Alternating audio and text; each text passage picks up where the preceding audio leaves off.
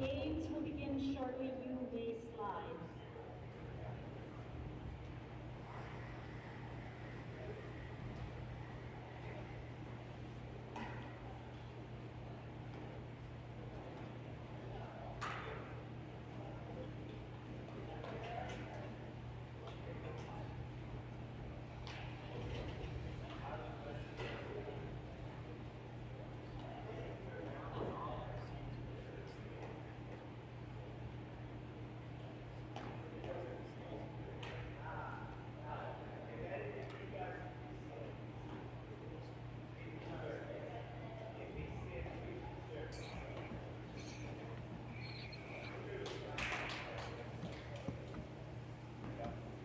And good morning in Swift Current, as we have the Junior Provincial semifinal between Robinson and Derksen.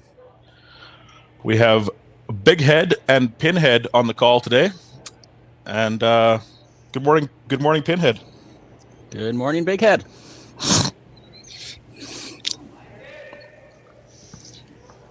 The winner of this game, of course, is heading to play Snow in the final. They're sitting there waiting right now.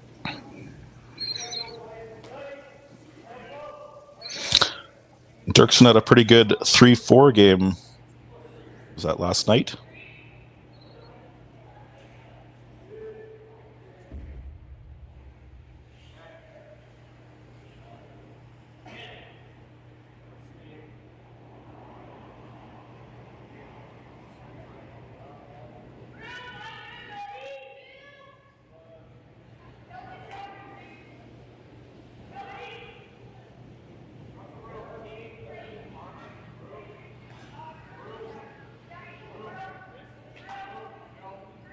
Looks like Robinson's trying to go after it here and throw a corner, but the boys don't seem to love it.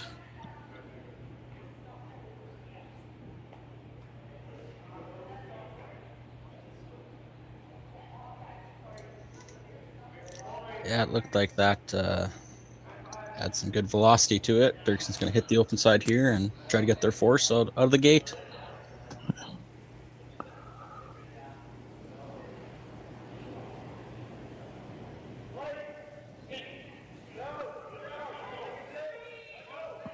Yeah, a little pumped up to play in the semi.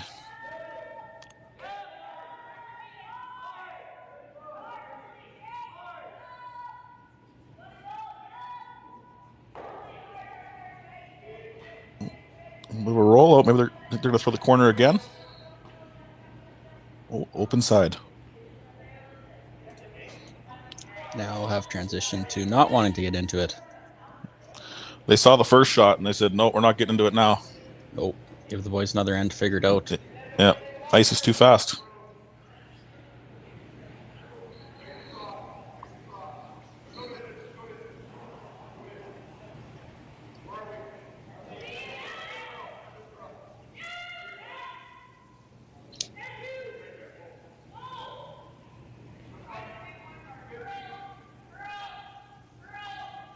And they get their corner guard anyways. Now we're into one.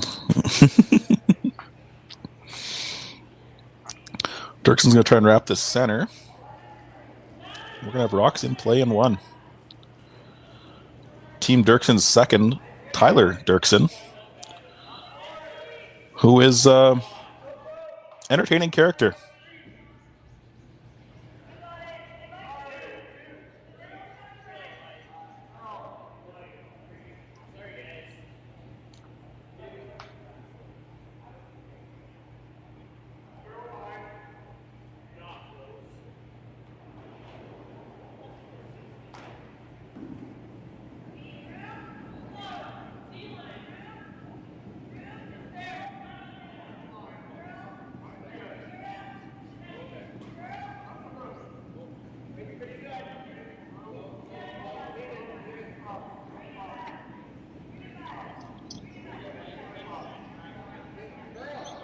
Yeah, Robinson's been kind of rolling this week. These two teams played earlier in the week, and Robinson kind of gave Derksen a bit of a beating.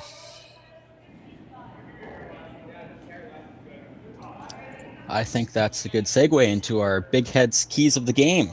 And it's Big Head's keys to the game, because that Big Head has room for a lot of good thoughts. Let's hear him, Big Head. Yeah, there's a lot of thoughts in there and a lot of keys, and you'd have to think the first key to this game is going to be scoring more points than the other team. You know, if you don't score more points, you're going to lose. You're going to go home. You won't be going to junior nationals. That is an astute observation, Big Head. And the second key, you'd have to think it's about Dylan. Dylan, you know, he's been struggling a little bit earlier in the week. Seems to be turning it on for playoff time, and if you can get Dylan playing well, this team's gonna have a pretty good chance. Hey fellas, it's Chris Hiker joining you here on the live feed, tuning in to hear the production show. It sounds like we got Pinhead and Big Head on the call this morning. Good morning. And joining us is Bald Head. Yeah. It's a lot of heads going on in this live stream now. No, not much brains, but a lot of heads. Well, good morning, guys, and thank you for doing commentary. It's the commentary the live streaming has been great all week. We've been averaging a couple, 200, 300, 400 viewers per game on every single sheet. So it's just awesome that Curling Stadium puts this together, and we have the opportunity to live stream the U20 PharmaSave Provincial Championships. And thanks to you guys for commentating for the fine folks at home that are tuned in, listening to you pass along your wisdom and knowledge. Well, I'm not sure how much wisdom and knowledge will be passed along, but I'm sure it will be entertaining for the folks at home watching on this fine stream. Yep, they should have an entertaining Sunday morning.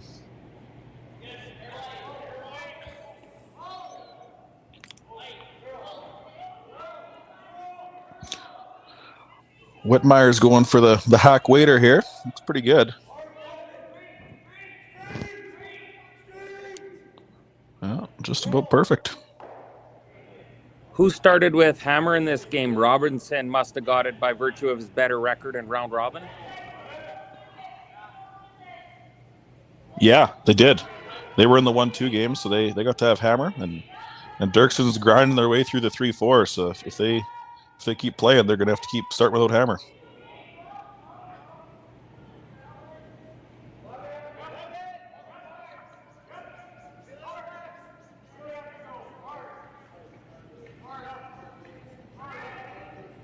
Big scrub by this feller here, but it looks like she's going to overcurl. Got her by, but not going to have enough to push that out. Bit of a brick there. Yeah. Speaking of bricks, Pinhead, you know a thing or two about that. What do you do after a shot like that? Not to brag, but I consider myself an expert in the category. I think I know. Just, waddle on back to the hog line and get ready to throw your next rock that is sure to be a brick. Yeah, you probably say the skip had the broom in the wrong spot or something, waddle to the far end, talk to somebody else, and then do it all over again, right? Yeah, that sounds about right.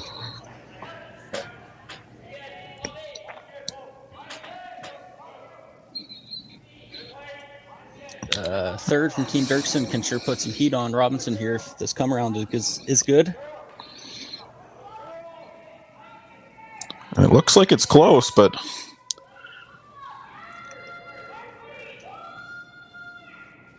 you know, something about Gavin Martins is he just gets taller every year. I think the same can be said for another feller on this sheet. Boy, is he a tall human. Yeah, we got the battle of two of the tallest people in the world in this game. That's not confirmed, but has to be close. Has to be close. We got third Nathan Weiss here, trying to change things up here because it's not looking great for Team Robinson here in one.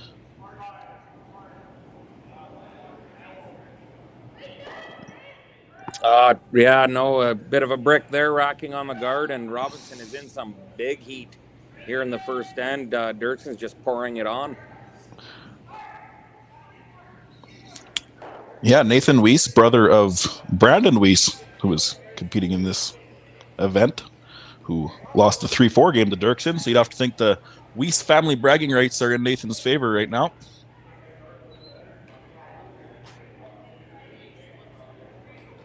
I think I got the right two guys doing commentary on this game because it's nice to know the background stories on a lot of these curlers, and I know the viewers appreciate some of the background info of where these curlers are from and who they curl with and what they've done. And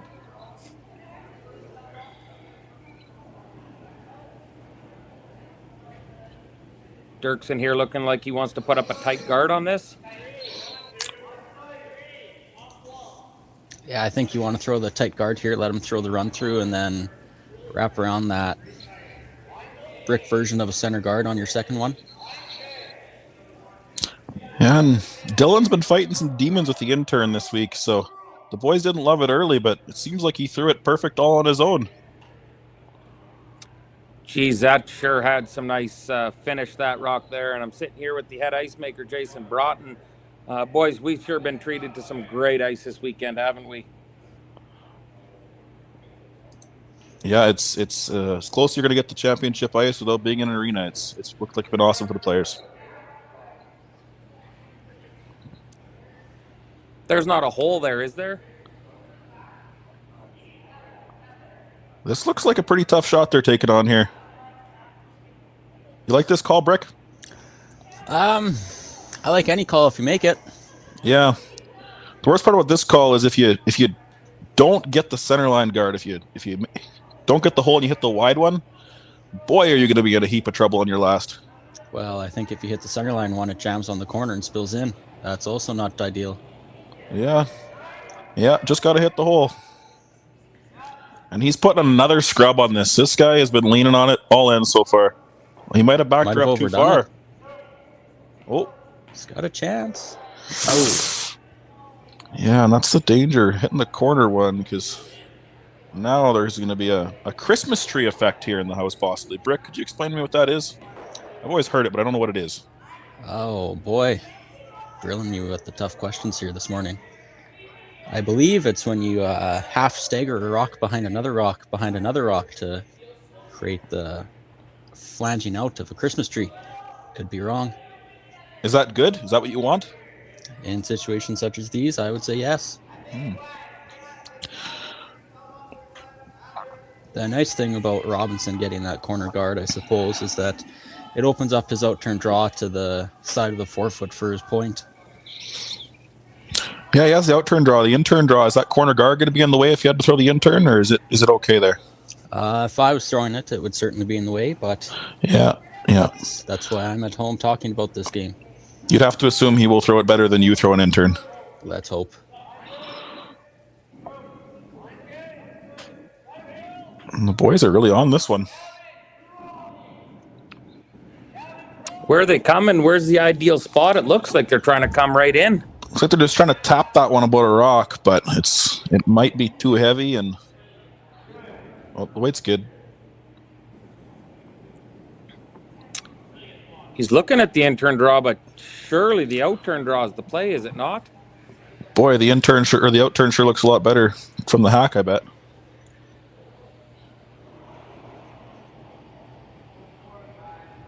But the way Ethan's been playing this week, I'd give him either turn. Unlike when Brick plays, and we would love to give him neither turn. Yeah. That is awfully true. Yeah, wise man once said he's 1 or 2 shots away from making both of his shots. In one end. In one end. Yeah.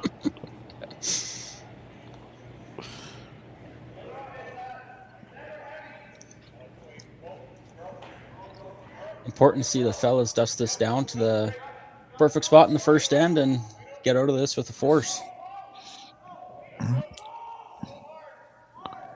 Looks to be curling a fair bit. Wait, looks close.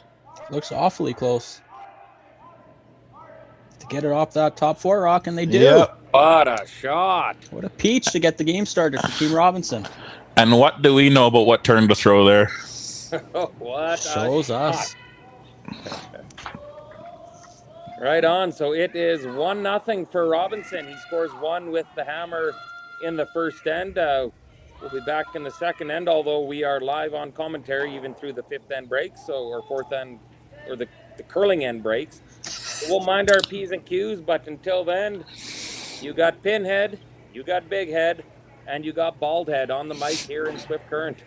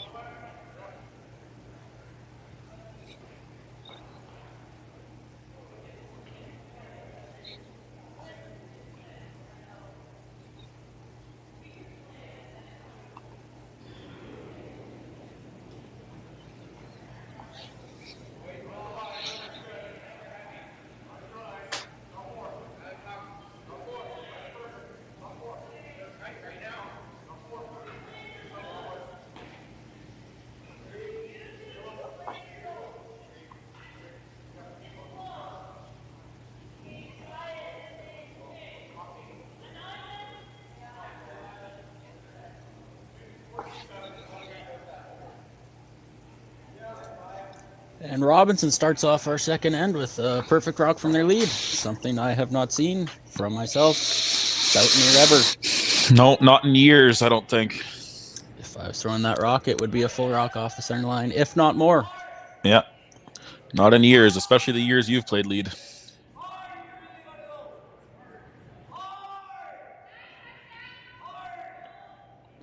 Oh, and Gavin is going to make the hit. Is he going to stick the shooter? And wow, that is a good roll. That is exactly what you want in that situation there. That is also something I'm not familiar with. Haven't seen that ever. No, the only time I've seen that is I heard of a wise man once who throws 6-second hits at those every time. Just rips them down there, hits 3/4, rolls the wrong way, but sticks his shooter every time. So, and to that we say good morning to Austin Krepsky, who is tuned in.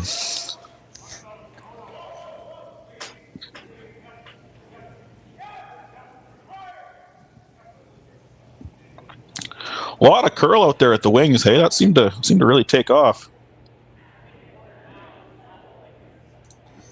Sure did have some swing. We saw that firsthand on the ceremonial first rock. That thing sure did dive hogline in. Yeah, you know, the boys really swept that one well. It looked like it might have been a little light, but just the boys put it right on the pin. The old foot wedge never hurt anyone. No. The Derksen sweepers think this one could use a broom wedge to slow it down based on how they're backed right off of it. We have to pull their pocket lint out to keep this one out of the house.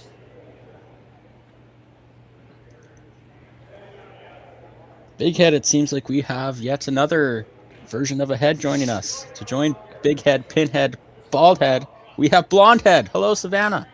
Good morning, guys. Can you hear me? We sure can. Amazing. You've been boots on the ground all week. How are you feeling about the event so far? It's been awesome. This is one of my favorite events of the year, so it's super exciting, and it's been a great week actually. Yeah, Swift Current tends to put on a pretty good event. We've both Brick and I have played in a few events in Swift, and they tend to be very good events. Yes, as have I. It's always good. The manager's great. The volunteers are great. We love it here. I wouldn't quite say that about the manager, but you do you. Well, Hikert's okay. So, a little bit of a tap there on the last rock, hey, Brick? That is something I'm familiar with. Racking the corner. Yeah. Do you tend to push them into the house? Ideally not, but it happens time to time. Tyler's got the split the house takeout on the way. Yeah, and the Team Robinson is going to be chasing all in now, it seems like.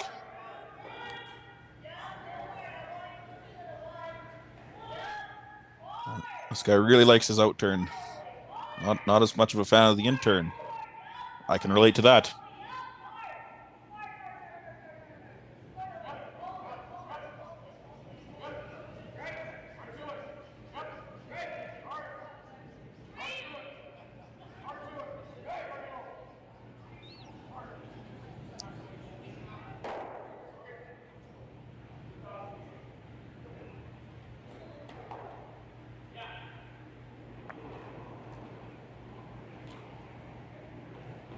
So for the people who don't know, Savannah works at Curl Sask. And Savannah, you want to tell people a little bit about what you do there?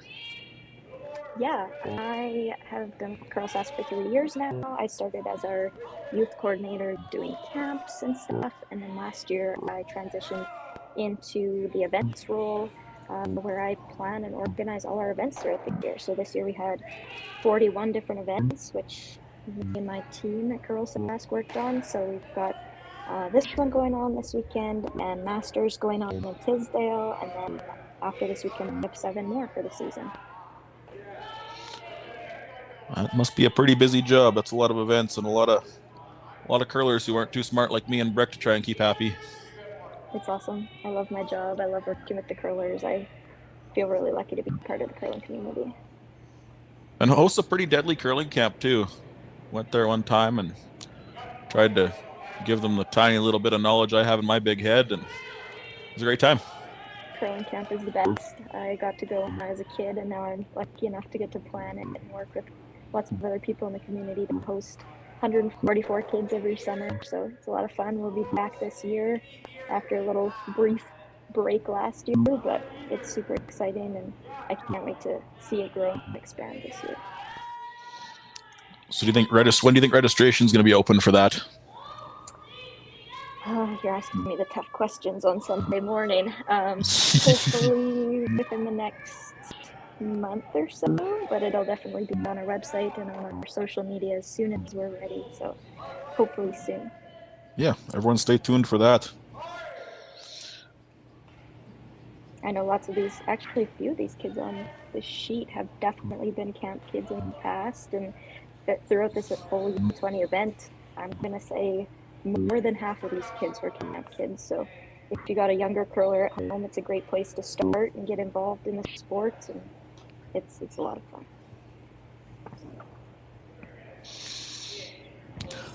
Well, back to the game here, Brick. It looks like there's been a couple misses both ways here. Yep, curling camp alumni is going to get a second chance at this inside-out hit to make a perfect roll behind the guard after Logan came up a hair shy on that. Rhett came up a hair shy on that draw to the wing opportunity, and Nathan makes a pretty good roll. Yeah, there was only one person happy to see that draw come up light, and he's sitting in Regina today, folks.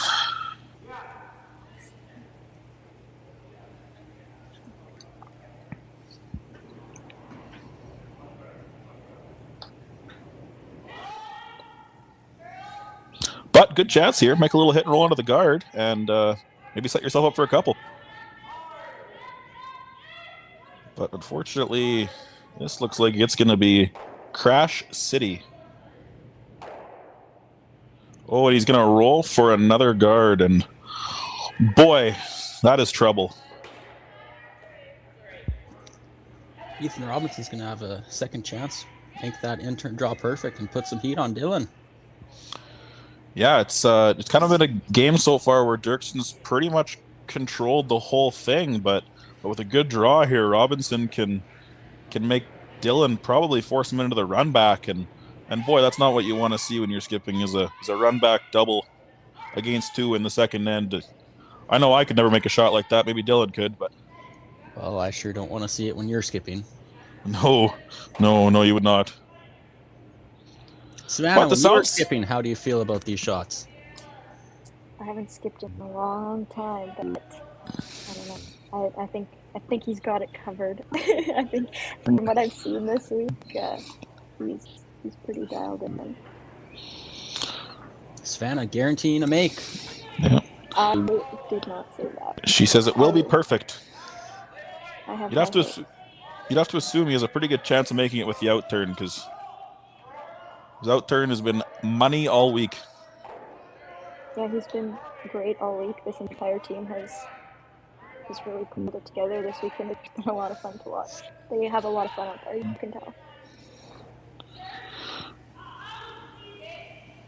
And the guaranteed make did not end up so great, but bit of a mistake there, but you have to think, even if Dylan does decide to draw here, he's not going to get two, because he's going to put one in there, and Robinson will be able to cap that, and that'll be a force. Yeah, Dylan's still in tough here, even with that sliding a little deep. Yeah, it's easy to overthrow those, right? You know you got a big chance to set up a couple, maybe a steal, and just a couple feet heavy, and boy, Dylan's not off the hook yet, but it's looking a lot better than it was a couple minutes ago. Yep, if Dylan can throw this, to Colin here, that back 4, back 8 tap on the rock behind the brick version of a center guard, he'll have a decent chance at a deuce if Ethan doesn't make something perfect on his last. For those of you curious on what a brick version of center guard is, it's a center guard that is not touching the center line. Patented by the brick yourself. Well, don't give yourself too much credit. It's also normally not in the right depth. That also is a factor. So how much weight's Dylan trying to throw here? Probably back 4, back 8. Just bump it a bit and roll on top the rock Ethan just threw.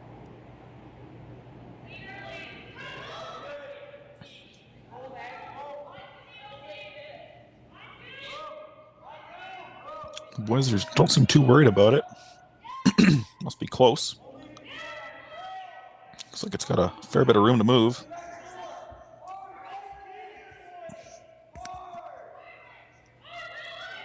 And it has to go. Oh boy. Oh boy. And that's a big mistake there from Dylan, right? Because you have to assume you can even be heavy on that shot. Tap the wrong rock would even be okay. Whereas now, boy, unless Ethan happens to make the shot for him, I don't know what Dylan's going to have to score here. Yeah, he's... Ooh, he'll be in tough on his last. Might have Is it to gonna look at something angle with that run? corner. Yeah. And Ethan just threw this line, right? So you'd have to assume he's going to be pretty close. Yep. This, tough to tell for sure, but Dylan might be able to slash the corner and splash both of those reds out of there for 2 if he were to throw it dead perfect. And there's a good chance he will.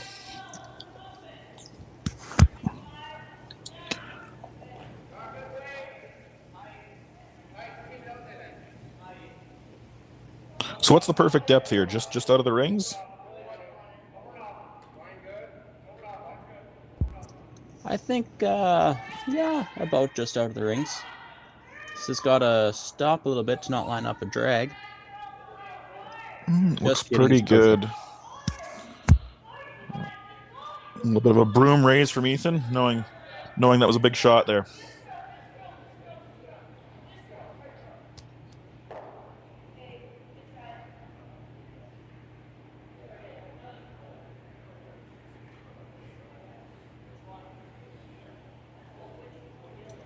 Looks like Joshua Kurlenko and Lewis McDermott had a good read on that garden where it was going the whole way down the sheet.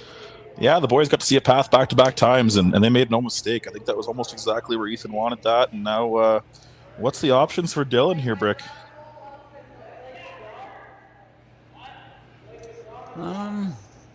He hasn't looked at our corner run idea. Maybe it looks a little different than we're seeing. The problem seems to be with this double run is you can hit it pretty close to perfect and still go up a steal of 1, right? Like it'll hit the one and roll over top of the other one.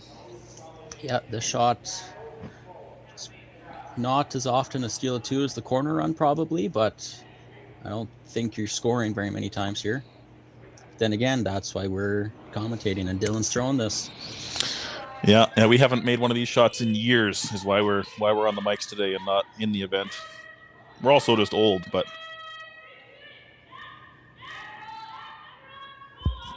never been older, in fact. Yeah, the highlight for guys as old as us for their whole year is throwing out a ceremonial first rock. Dylan's pretty close here. Yeah, they like it. Off and on the whole way down. Now it's making a move. It seems to curl a bit on him.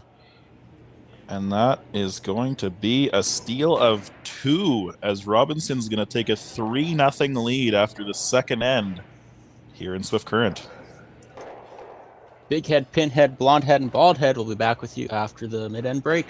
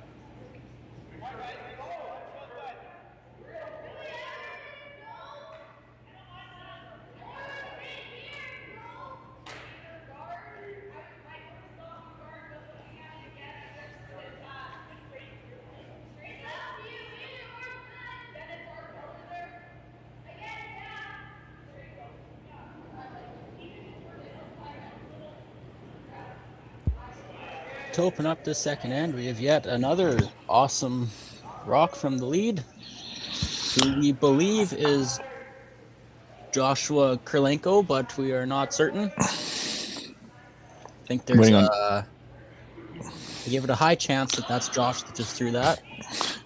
Yeah, it doesn't matter what his name is. He's been making some pistols in the last couple ends here. He sure has. Something, again, you know nothing about.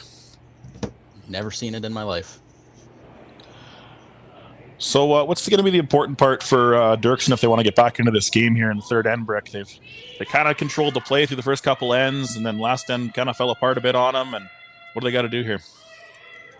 I think they're going to have to leave themselves a result that can't have Ethan freeze their way out of it. He seemed to do that in the first end, and he was close in the second end.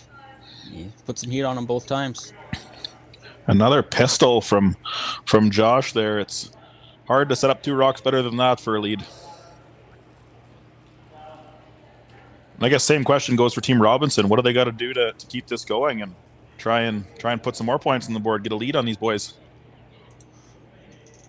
I think they can keep a setup like this going. They're looking real good to start the end. This is looking good for them and for Ethan to not have to make an inch perfect freeze on his last again. And they're going to need a good one out of Gavin here. Didn't get the corner exactly where they needed it, so need to make a good freeze here to get a chance this end.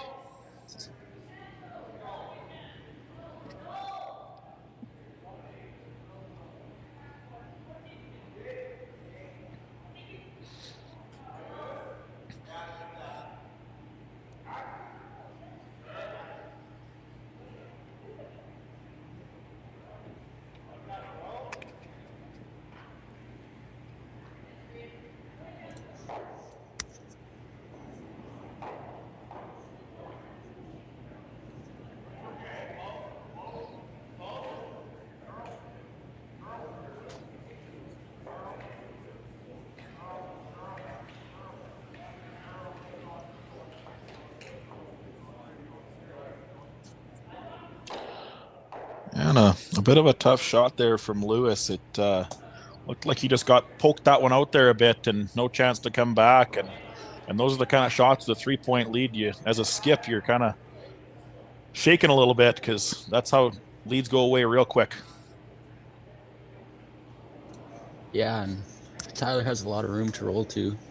Pretty much 3 rocks worth of rolling room here. And it's still got to curl a fair bit if they're going to make this roll. And that is pretty good from Tyler Derksen.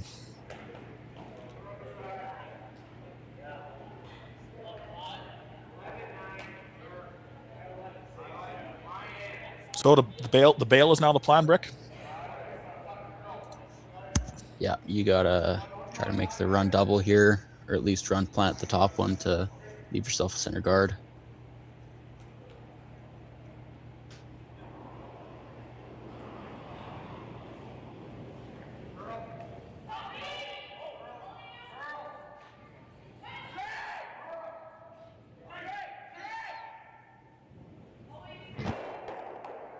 And what a shot.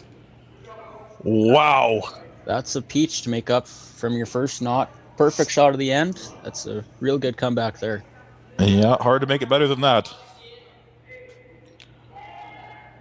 But Derksen's going to keep their foot on the gas here. They see a chance to come around this one top 12, and if they can get around there, they're going to have a rock in a good spot.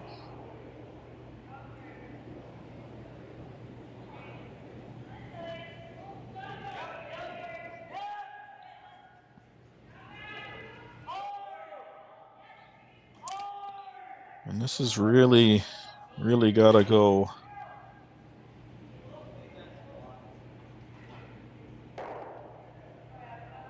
Just must have been straight tight on the in-turn there from Tyler. It seemed like they were pretty worried about it the whole way.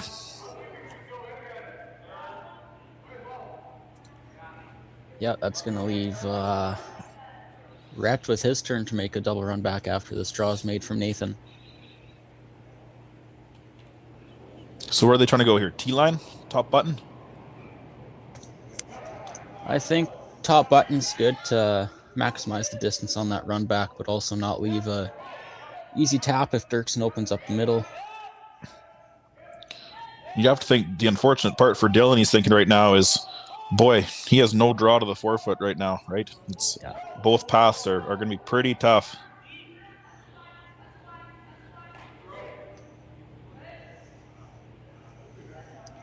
It's a pretty good shot from Nathan there. But if Rhett can lose the top two here, they're going to have again, it'll flip around again. They'll have a good chance to score 2. They'll have possibly 2, or maybe if they stick their shooter 3 corners and a rock back 8.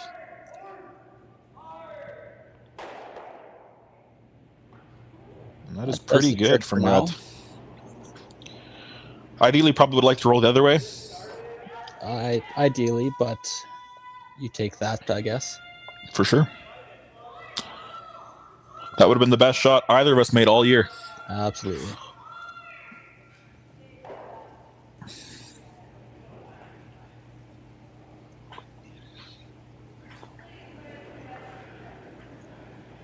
Savannah, where are you thinking the ideal spot is for this rock here from Nathan? I'm thinking he's probably going top house or garden. I hope you guys can hear me. I'm having some microphone troubles this morning. We can hear you a lot better now. Okay, great. I moved into Chris Heikert's office. I'm running the show now. I think that's an okay spot for that rock, actually. Tuck a piece is pretty good. Sure is.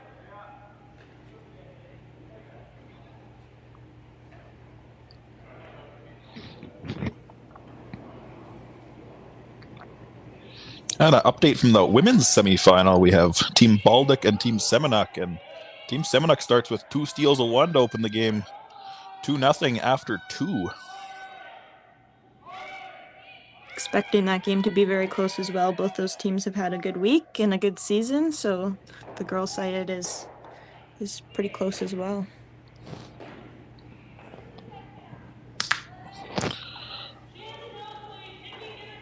And the winner of that game is going to go on to face Team Simpson in the final, if I'm not mistaken.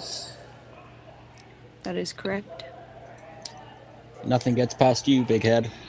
No, it's a lot of head to not put something past.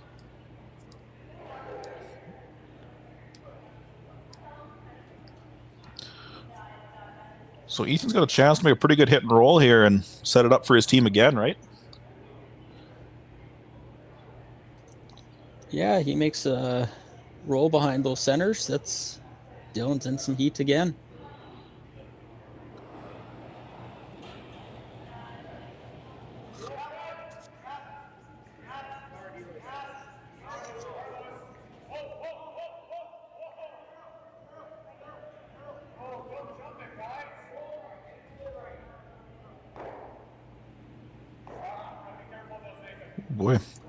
Boys really jumped that one early and backed her up and almost didn't get the yellow rock out of the house. Yeah.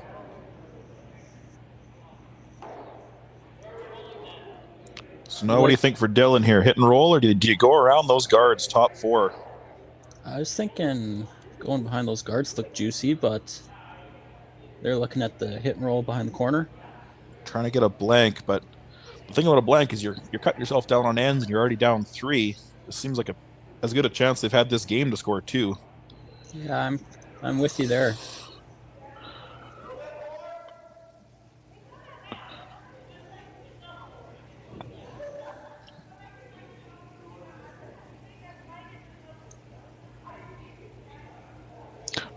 If he could make a real perfect roll, I guess it'd be hard to hit. Maybe get a piece around that corner and put it in Robinson's eye when he goes to throw, but that would be pretty tough. Would be.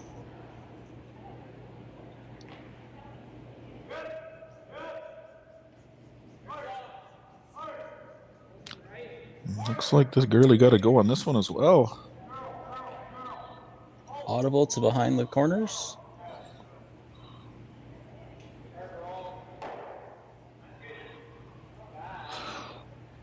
And boy, it doesn't look bad, but if Ethan can place a good draw, he's actually going to hit. Would you ever consider drawing here, Brick? I sure would especially after you made that perfect one in the first. I mean, you essentially lock up a steal. You make a good freeze here. Yeah, But you'd be hanging up the 4 on the scoreboard before Dylan even went to throw if you not a good freeze there. Yeah. But you also don't want to give him 2. But the thing you got to be careful with this hit, though, is you would hate to hit a thin piece of that guard. Because you could skinny it off the other one and roll it into the house. They could be drawing for 3. That would be not ideal.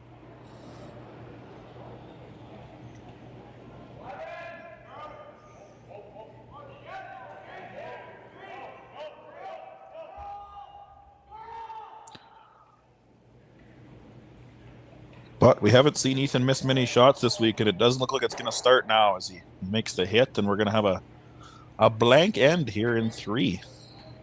I can't tell. Are those guards tight enough to split?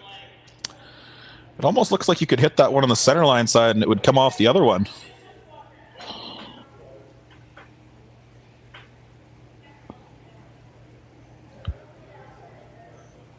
Derksen taking the blank here. They're sure going to have to make hay in the 4th end and try to get at least 2.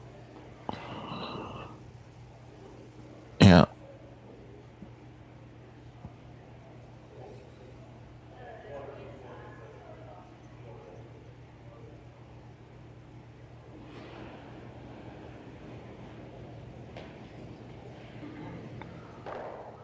It's important you throw your throw-throughs as hard as you can because it really helps you figure out how hard you can throw it. Those wise words once again. As always, Big Head, Pinhead, and Blonde Head will be back with you after this break.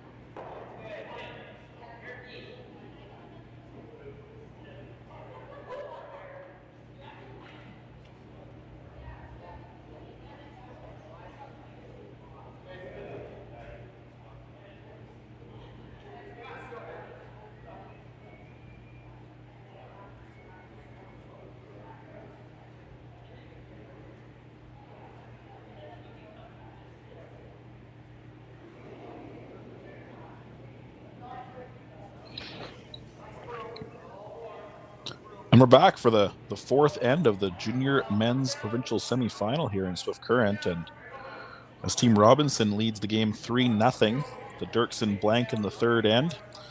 What's going to be important here this end, Brick?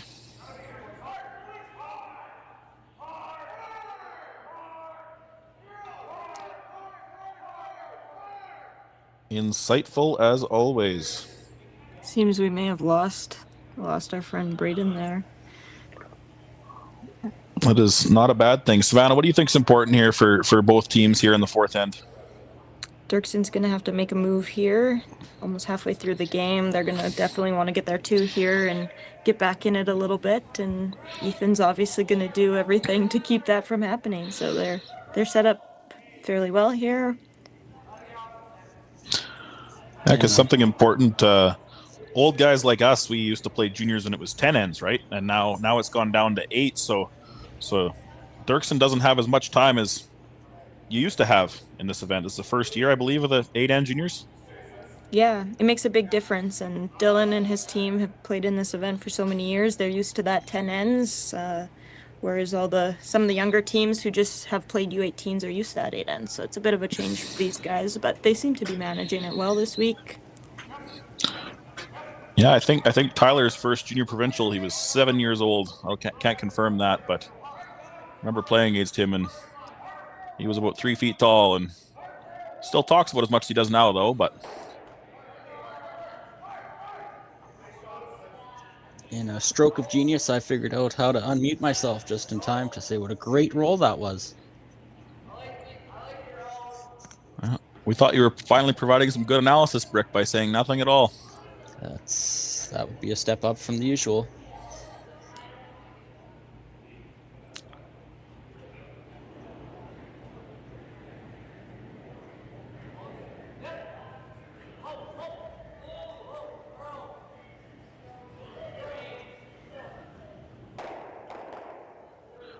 And what a shot there from Tyler.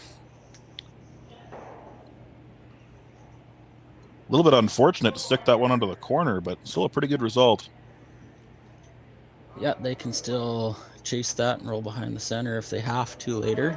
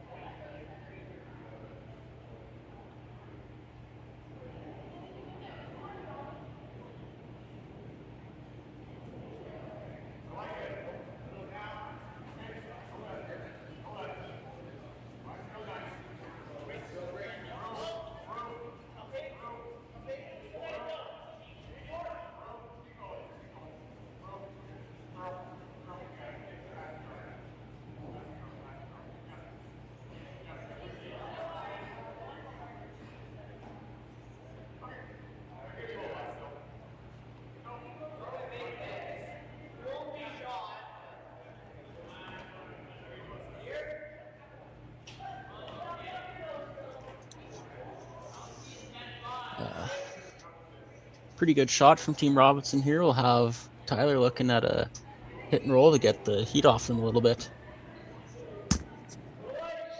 Yeah, there seems to be some reds piling up here, and Tyler needs a good shot.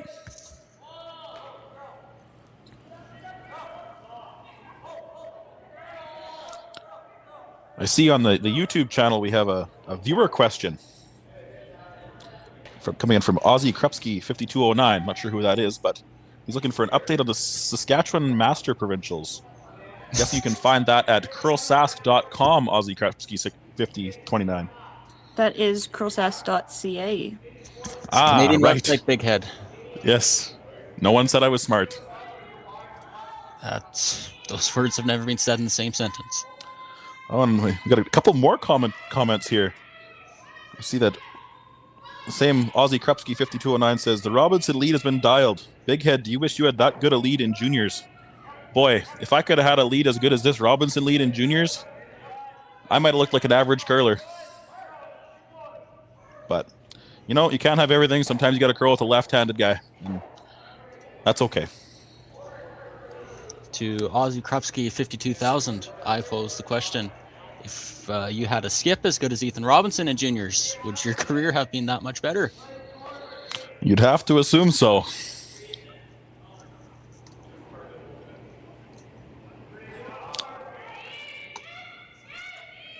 Yeah, and fun fact, the last time actually, I think Aussie Krupski, myself, or Brick won a game that mattered, it was in this event, in this actual game of this event.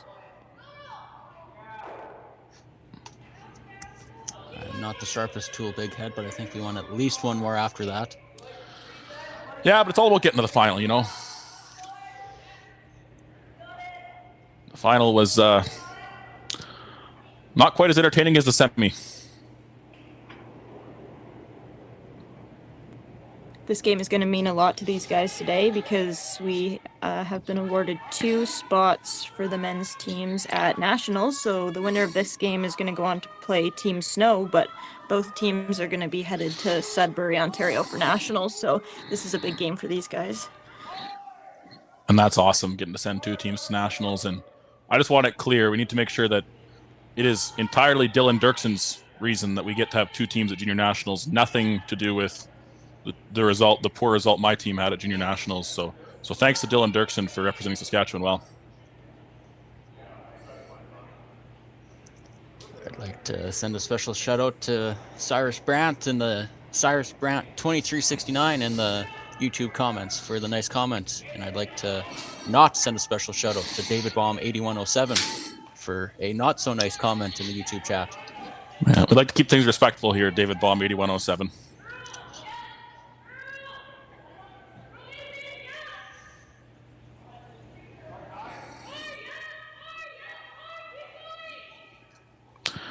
Yeah, and thinking about David Baum, actually, you know, Team Derksen 2 years ago, they're still have multiple years of juniors left, and they make the Tankard and Kindersley, and everyone's kind of expecting, you know, oh, they'll go and get 1 win or, you know, 2 wins, and this team just started rattling off wins against top teams in the province, such as yourself, Brick.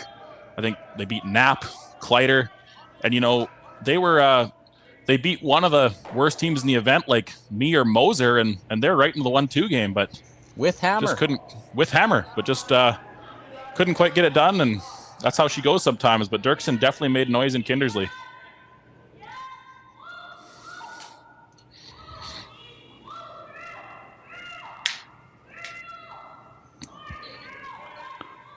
Do you like this call hitting the back one here, Brick?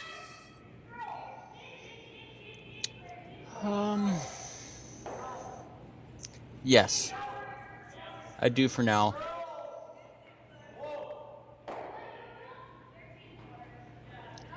Now Robinson has to deal with it for 1 more rock. Then you get the chance to maybe make that short 2-foot run and roll on your next shot of Dylan's. Yeah, we need, or Ethan's going to need to stick his shooter here, or else he could be facing a couple. But the thing about that short run is even if it's made, it's probably going to leave a fairly routine double back, you would think.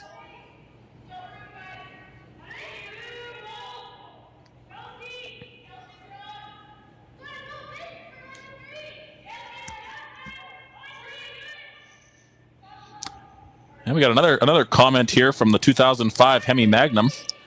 Did they not beat you again recently, Brick? So I'm guessing they're referring to Team Derksen. Did they beat you recently, Brick? They sure did. That's 2 for those keeping track at home. Yeah, a bit of a mistake here as Robinson's going to lose his shooter, and it's going to play out just as Brick said, which is rare that something you say is going to come true, but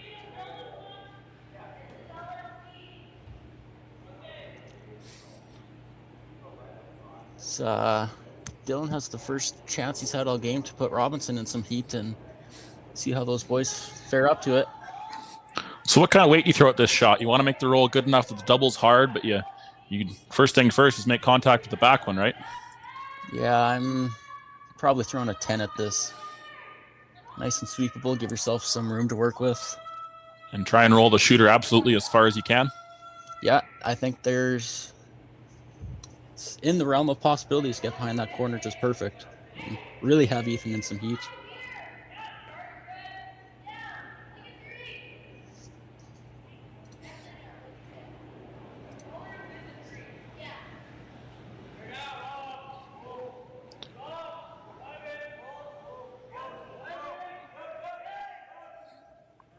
Tyler's working this one. Appears to be close.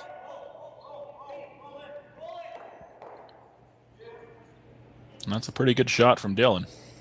It is. It's also, that double's kind of jammy off on the side. It is.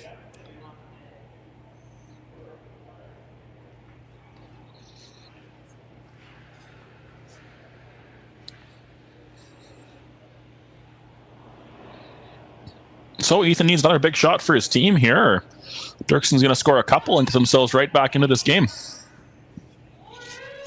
I think if you make the double, you don't jam on the side, but if you just get a hair not perfect here, it's close to stuffing on that side red. It's a big shot from Ethan here. We're going to see smoke coming, we think, folks.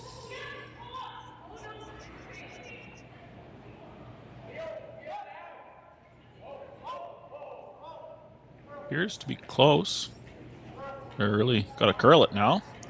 It's close. Looks close. Oh, what a peach. And perfect on the Sally from Robinson. He is feeling it, folks. Not what you want to see if you're a Dylan Derksen fan. If this blank is made, Robinson's going to go into the break with a 3-point lead. I think they'd have taken that all day. Yeah, that's what you want to do. Start with hammer, get a couple points, and don't let the other team catch up by the halfway point.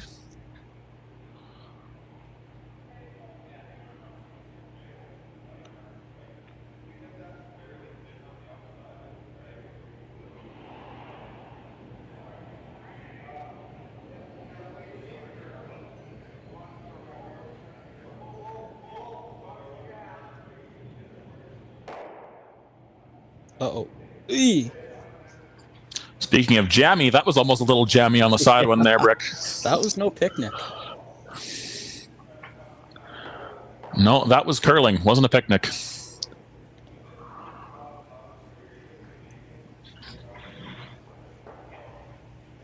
All right, time for these curlers to get some snacks, these commentators to get some snacks, and you fans to get some snacks. We'll be back after the break.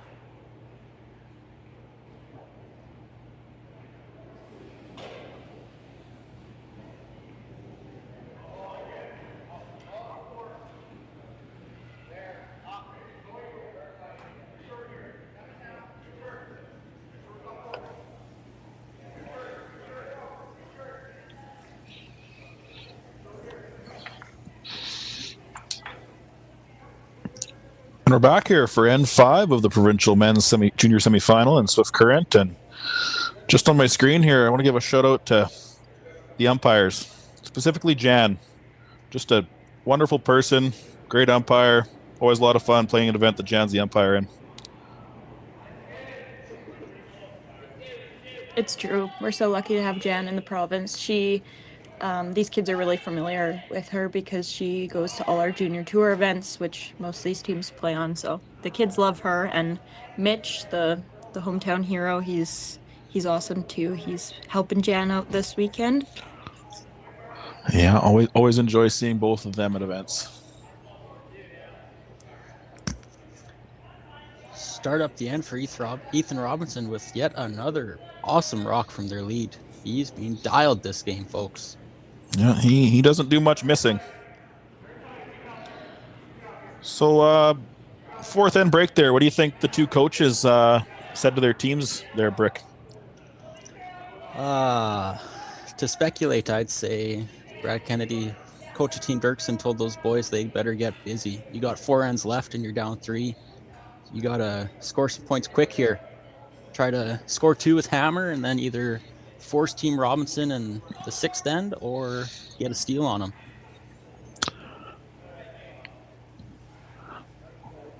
Yeah, I'd say try and force Ethan Robinson into making some harder shots, but it seems like he's been making the hard shots. He sure has. Going back to our YouTube comments, seems like we have a active commenter in Braden Stewart 1004. He's asking Big Head and Brick how their first tanker game went. Well, I don't remember who we played against, but I think we lost. It was probably no fault of our own. Probably some bad ice conditions or something.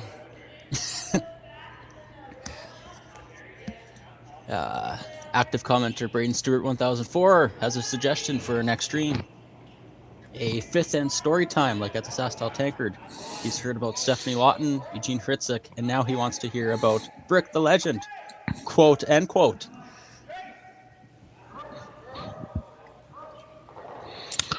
Well, I'm not sure anyone's ever called Brick a legend. That might be the first, so maybe B. Stewart has a comment about Brick the Legend himself. Let's hope not. I would look forward to hearing whatever stories this viewer may have to tell us. M. Hom Disc Golf seems to be enjoying our commentary on this morning. Thank you for tuning in.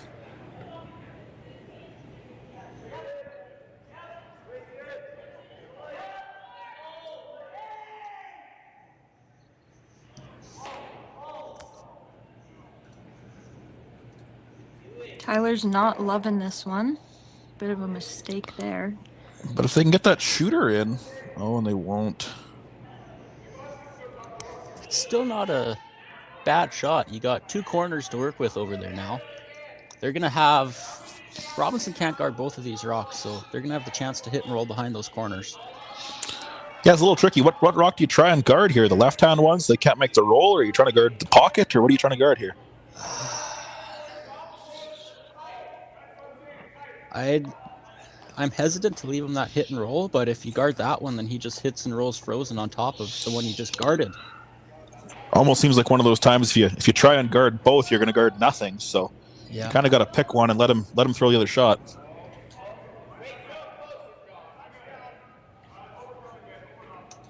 And just tuning into the women's game, I see Team Seminuk steals a big 3 points in the 3rd end to take a 5-0 lead over Team Baltic.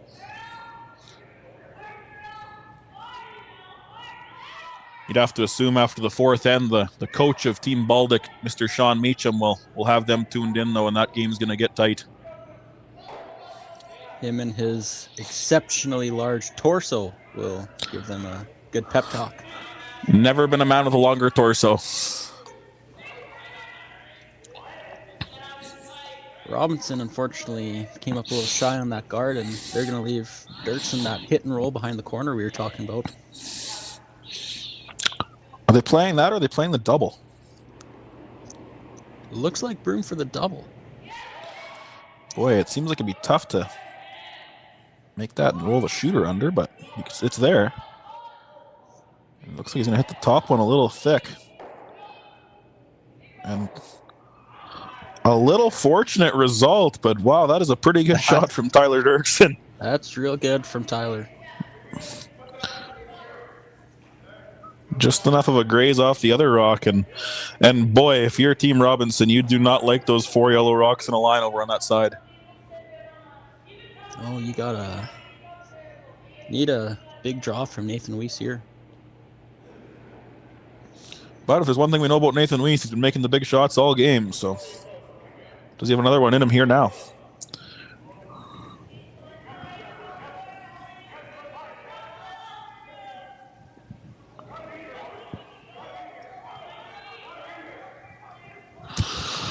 And the boys are really working this one. Lines are getting pretty tight, and they're not going to get around the guard.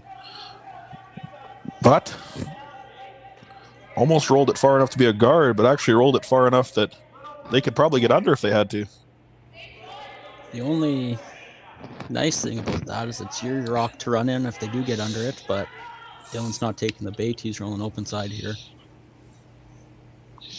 Need a good roll from Whitmire here. You'd hate to roll halfway and leave the Robinson team to roll back.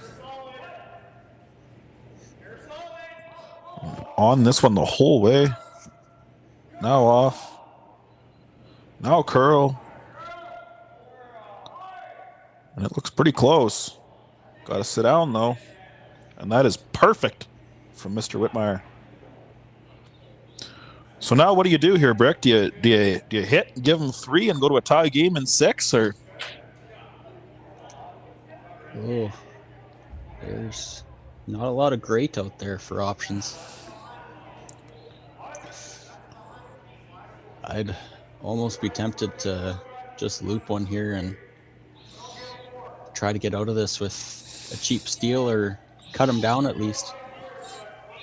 Yeah, the only thing about the draw is they're going to have a couple options of yellow slashes there, right, to remove the rock, unless it curls a ton past that red guard.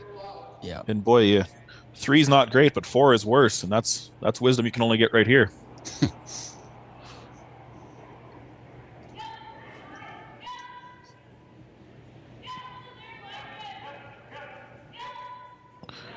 And they got the just leaning on this rock again. This guy has been sleeping his heart out all game. He's really got to go on this one, though. And they're not going to save the shooter. So, Team Derksen, big chance here.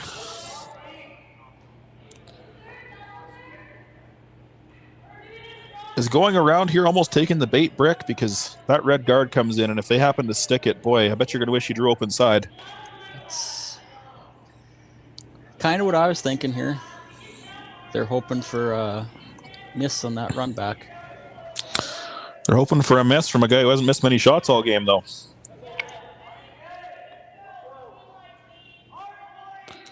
Boys are really working this one in.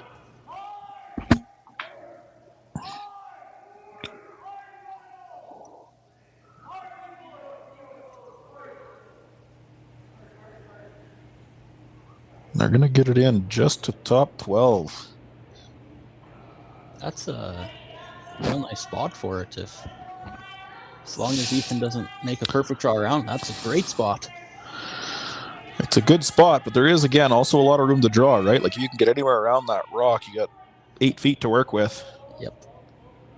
But it looks like he's going to take on the run back. No real run back double opportunities that are easy. No.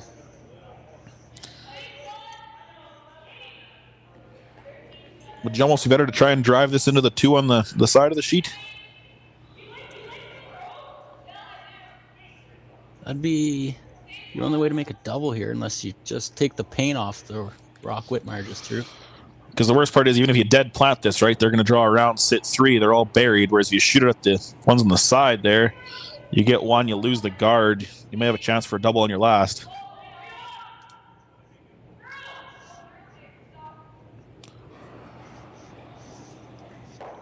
He will likely be close here, though. Boys are working it.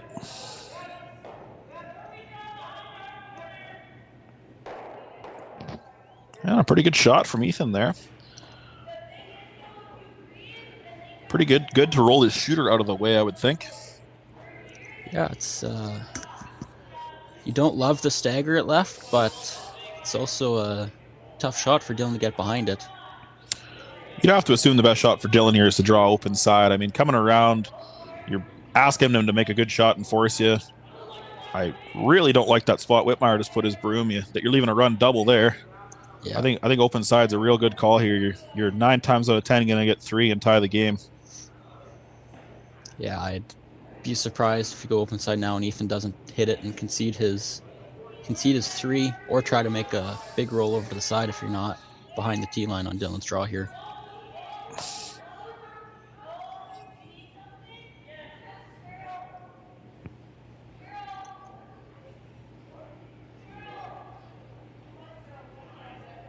Savannah, where are you putting this rock? I think you're asking the wrong person, but I think you're going about, I don't know, top 4 of T-line. Is that the wrong answer? I'm not sure. That's a good answer. There are no wrong answers here.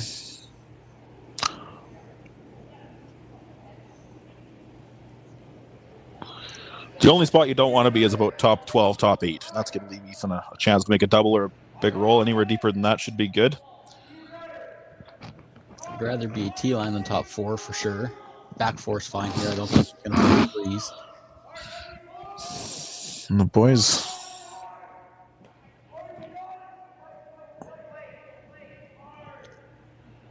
Oh, and they're not going to get it in the rings. And oh boy, that's a big chance missed from Dylan Derksen.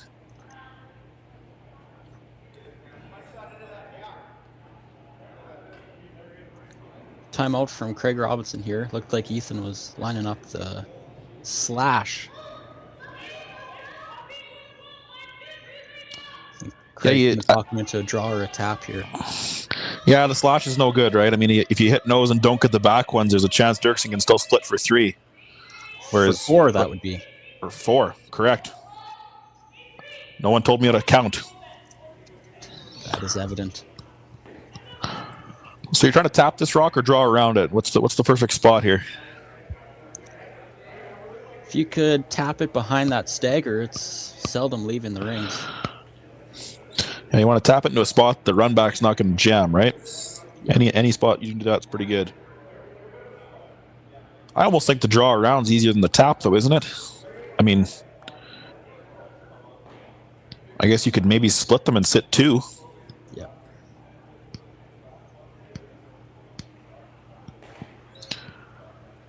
Even if you just make this tap to 8 foot behind that stagger, I don't think Dylan can get rid of it unless he tries to come off the rock he just threw. And the thing about this shot is you got a fairly big range of weights you can throw. You can hit this rock a third, a half, a quarter, with anywhere from T-line to hack, and you'll probably end up okay. Yep.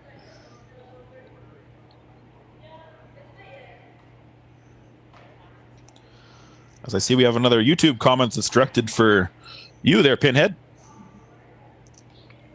Oh, goody. Let me go look. A number 1 fan, Braden Stewart, 1004. What a ambiguous name. One can only wonder who that is. Be sure to answer that after Ethan finishes this tap here. They're really close.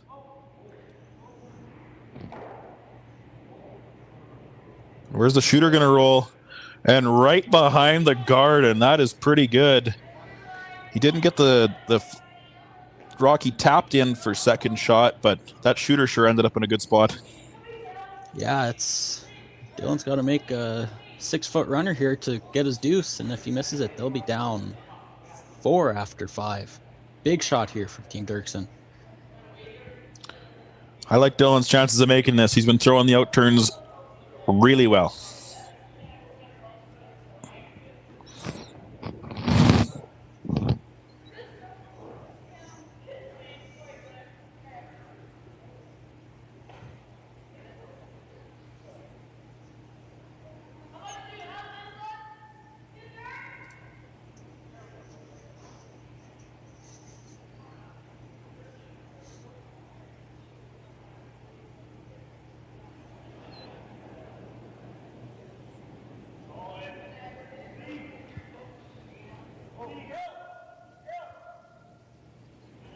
curl.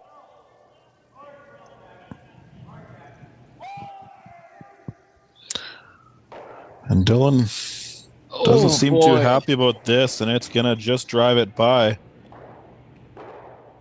And there is a person dancing a jig in the crowd there. Not sure what that's about, but tough miss from Dylan Derksen as he unable to make the run back for 2, and she's going to be a long road ahead. 4-0. Team Robinson leads after 5.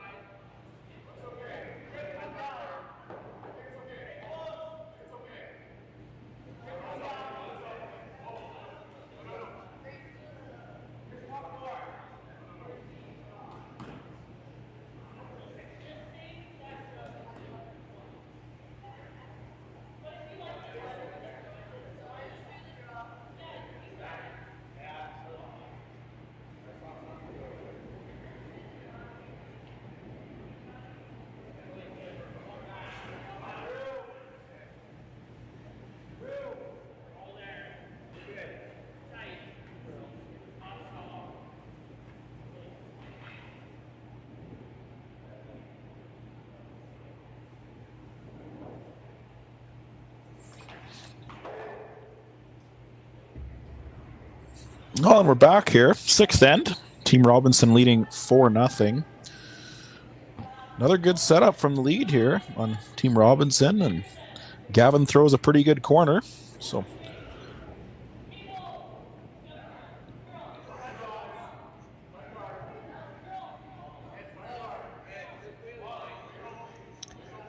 I think General Manager Chris Heichert must have had some tunes pumping in the glass behind there with all the dancing, and the end of that last end, there was some partying back there. Not sure what that was about. Yeah, I haven't seen that kind of celly for someone missing a shot ever. So hope they really enjoyed that. Derksen's going to have to turn it on here, and Team Robinson's not making it easy on him with another good setup from their lead. Yeah, you have to think for Derksen here. Like, sure, 4-0 doesn't look good, but boy, anything can happen in junior curling, and it just really all they need is 2 here to get back into this game. Get 2 and just work on a steal of 1 every end, and they can still win this game.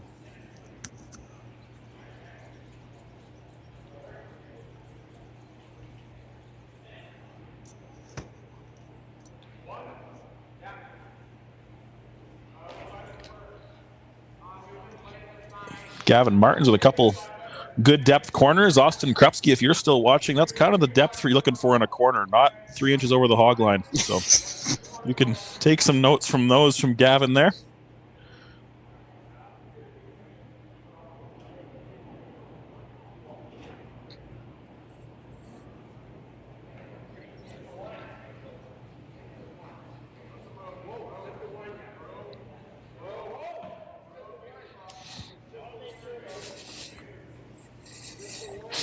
Yeah, you'd think the problem you see in an end like this is for Derksen, you have to go hard, but I really don't believe you have to lose the game in the 6th end here. You just gotta get yourself on the board and get rid of the hammer, which hasn't been very good to them. Yeah, they're yet to score a point with the brick, as they say.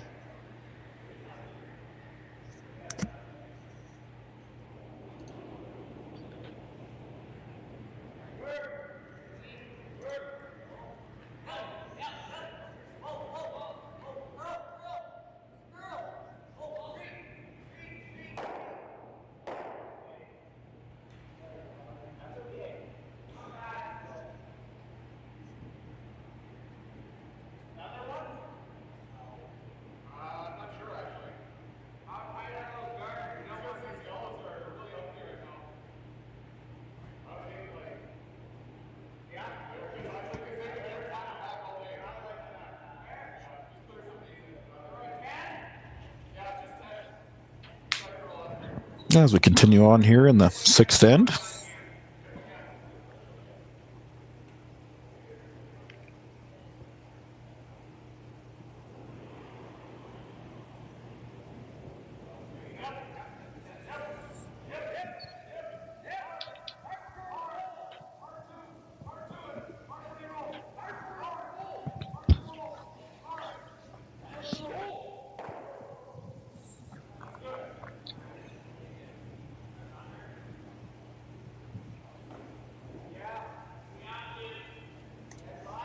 As promised, getting back to Braden Stewart 1004's comment, his story time suggestion is how a brown bag tour curler like Brick manages school and curling, amongst other things like hanging out with his teammates.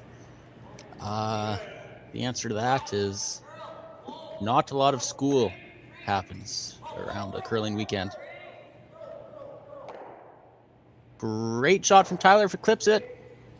Just had to clip it a little more than that. That was real close, just like Dylan's run last end.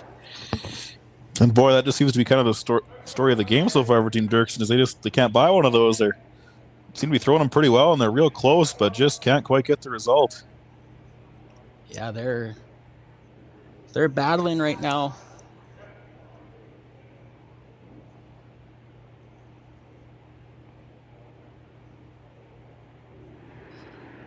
Yeah, it looked like free 3 set up last end, and one missed shot, and all of a sudden it's a steal of 1.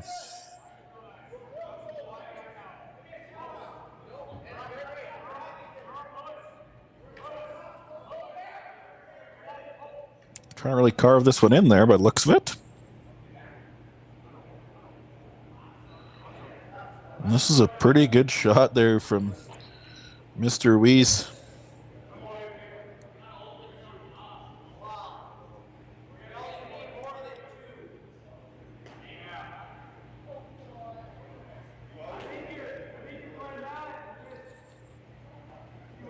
I think you gotta try to drag that yellow-red and pick the top 4 rock and roll to a corner here just to open up the center for yourself.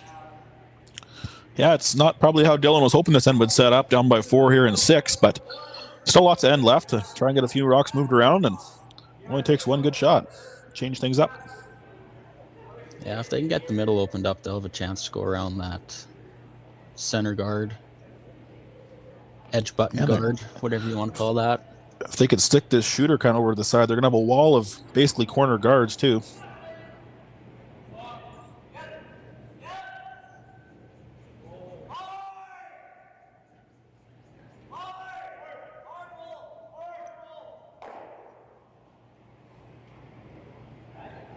Didn't clip that top 4 rock, but it's still nice to have that center opened up for yourself. Yeah, center open, stuck around both rocks, so it could be something you could draw around later in the end, depending on what happens. Nathan's going to try to throw a center guard here. Not so long that it's an easy chase around it, but not so tight that it's an easy run through. Delicate balance for Team Robinson here.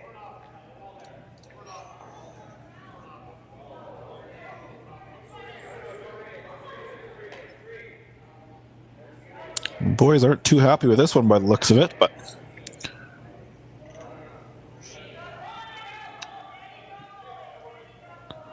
looks pretty good.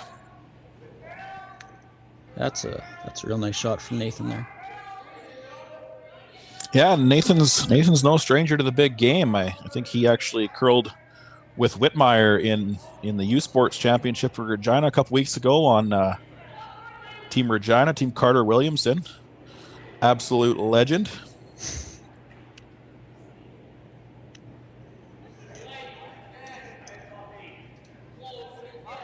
If we had a PG-13 side to this broadcast, I'd tell you about the first time I met Carter Williamson, but this is a family-friendly broadcast, so.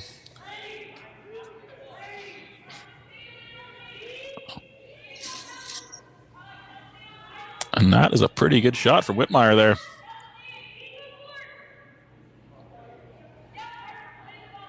But boy, it seems like Robinson's a couple good guards away from having Dylan in a pile of trouble again here in 6.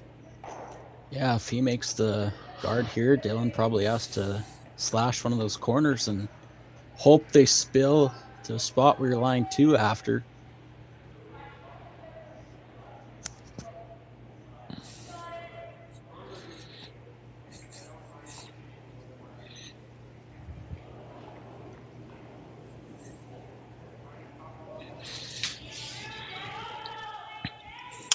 Ethan Robinson curling in his home rink.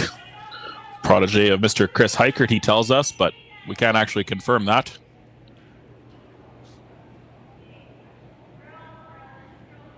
I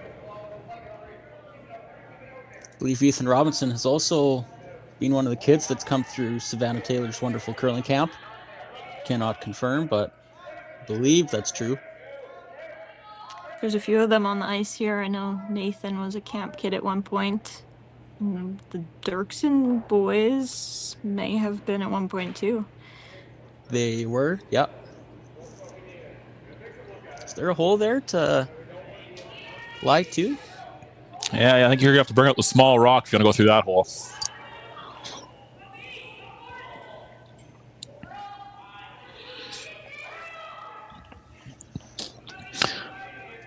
But boy, you could probably throw that corner run on the right side with a soft weight and plant it in there.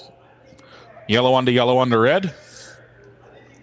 Yeah, I think your top yellow is going to kick out of the 4-foot if you don't hit that absolutely perfect, though, even with the soft weight.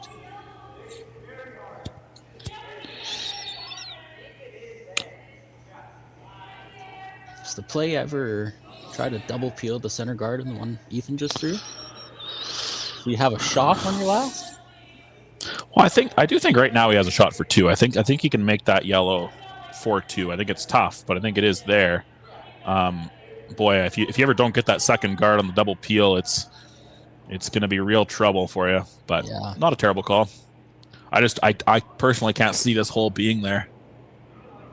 But I also know nothing. I guess if you flare this a little wide and catch that one Ethan just threw, you might be able to roll into the rings for third shot. You just got to be careful it doesn't roll to a spot where you take away your angle run.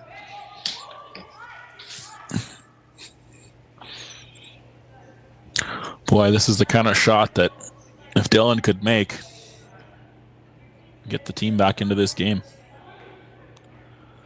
But it doesn't look good in the camera. I bet it doesn't look good from the hack.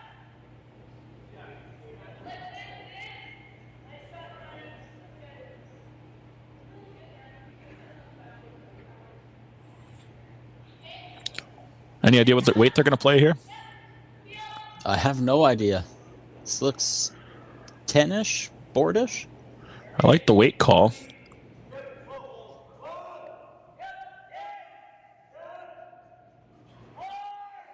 It's making a bit of a move. It's close, though. Just racks the center and stuffs it on the other guard.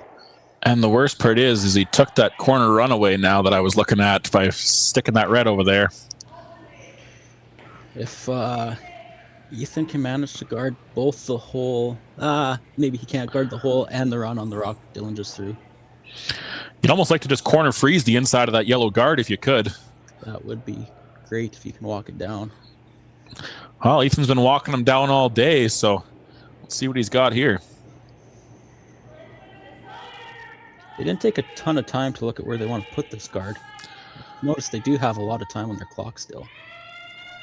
How much time do they get in these events? That's a question for someone above my pay grade. I want to say it's 32 minutes, and that includes their interaction since there's no official timeouts in these events. So is it still the same rules with interactions? Is it still 2 and end, or has it changed since then? I believe for U20 it's 2 per half, but oh, I like that. I could be incorrect on that. And those are built into their time, so you'll notice on the clock up there that they have zeros beside them because the timeout timer doesn't actually run. So they can't ever actually stop the clock. No. Dylan's gonna have a chance here to get 2. Yeah, they need this bad to give themselves some life in this game and get rid of the hammer. Yeah, this is the kind of shot where if it's not made, you start the car, but if it's made, game on.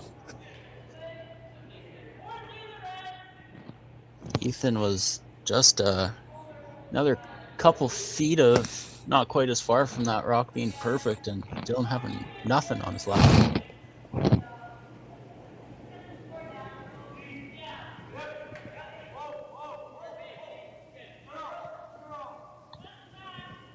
Trying to curl this one over. Dylan doesn't look too happy about it. Oh boy. And oh no. And you can feel the weight for Dylan right now. It's getting pretty heavy, and that's going to be another steal for Team Robinson as they lead 5-0 here after 6. And boy, we're going to be looking for something short of a miracle to come back in this one now.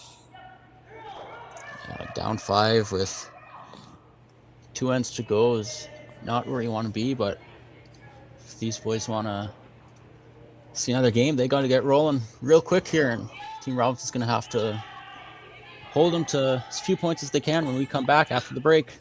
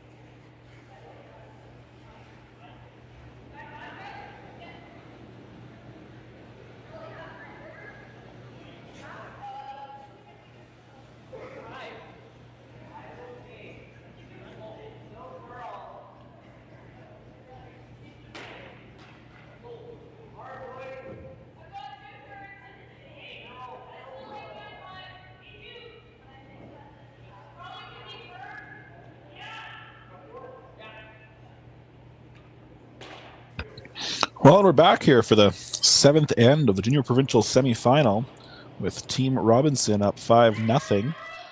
Team Derksen's really going to have to go for it this end to try and probably get a 3-ender here. It'd be the minimum they could take this end, have a chance to get themselves back into it. Got a good high center here from Gavin to start the end, so probably can throw corner. They can throw 2 corners on the same side and try and generate something here. They had something good set up in the 5th end, but they should try and follow that playbook and just finish the end off a little better, and maybe they can get themselves 3.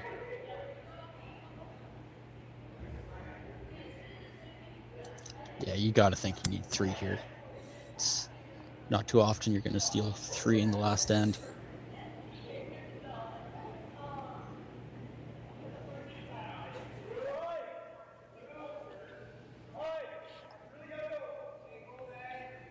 A little surprised Dylan went opposite side here with these corners, that one being as high as it is, but the boys are Gonna work this one to maybe the same height. They gotta go to get this over. Oh boy. And oh boy, that is kind of how the day is gone for Team Derksen here. It's just not quite clicking, not quite working.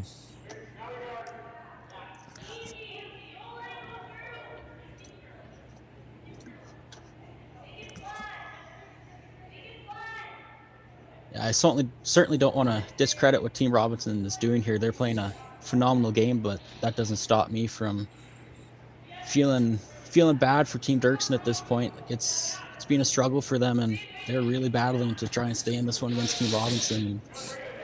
Team Robinson is doing everything they can to shut down Derksen offensively, and they're doing a good job of it.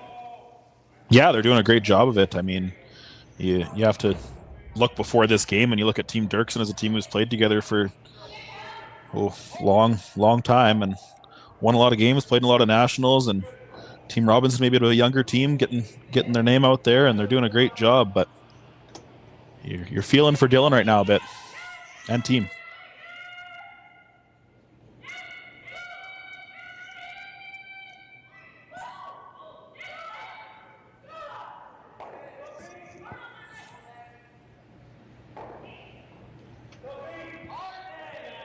But the game is not over yet, so keep making some good shots, and all it'll take is one or two misses from the Robinson team. But unfortunately, this isn't going to make it there for Tyler either. And boy, like a few other ends, this is not setting up how they need it.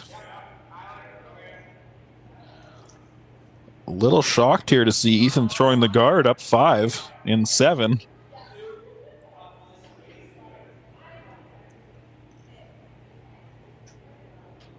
Yeah, I'd be running to peel that corner, but I guess if your lockdown defense has been preventing their offense, keep going back to the well. Yeah, you have to wonder if they go to the well one too many times here at some point.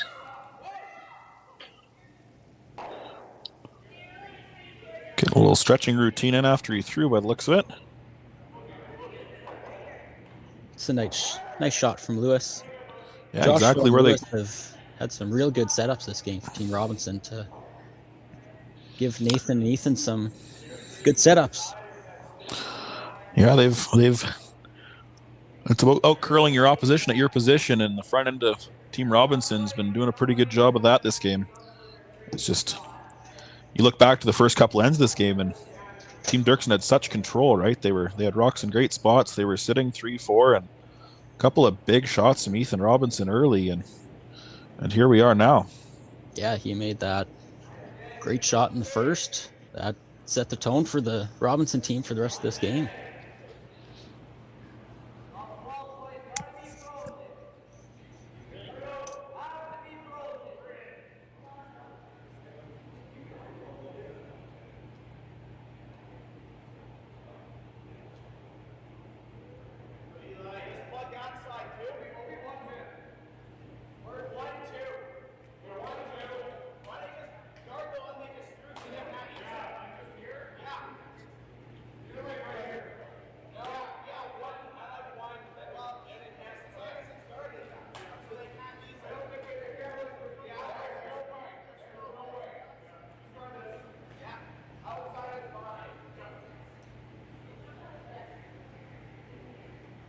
If you're Ethan, do you ever start getting worried about the mess up front, or are you okay since you're sitting shot at the back here? Yeah, you'd have to think they would be a little more inclined to peel with the scoreboard, but they seem pretty content just lobbing more in there and forcing Derksen into executing, which they haven't been able to do yet. Team Robinson is embracing the chaos here and going full out on the guards. But at the moment, I don't see how Derksen gets that rock off the bat. Even with the triple peel here, they're still a couple shots away from access.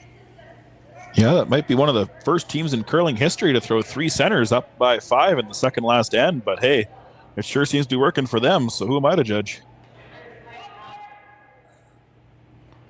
And they're making these guards real good. Like the spacing between them is excellent to not have a super easy peel here. Spacing is good. The lines are good. It's Looks like they're going to talk to Brad here for a minute. Coach Brad Kennedy.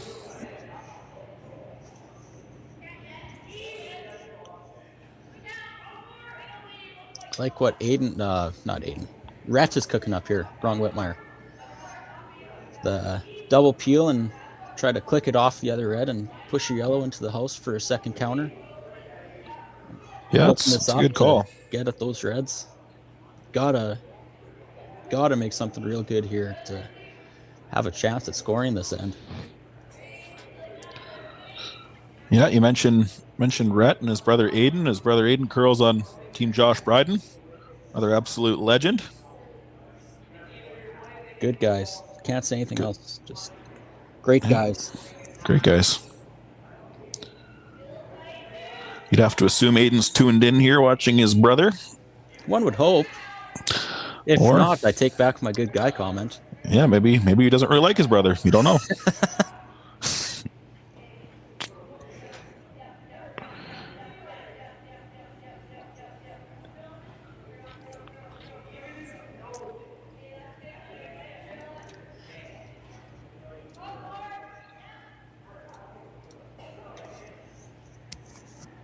Speaking of Team Bryden, I still have fond memories of Josh Bryden sparring with us in Saskatchewan's biggest event, Whitewood Farmers and Friends. Yeah, the biggest event in Saskatchewan. It's unreal, the event they put on there. Probably will forever be the biggest event in Saskatchewan, you have to assume.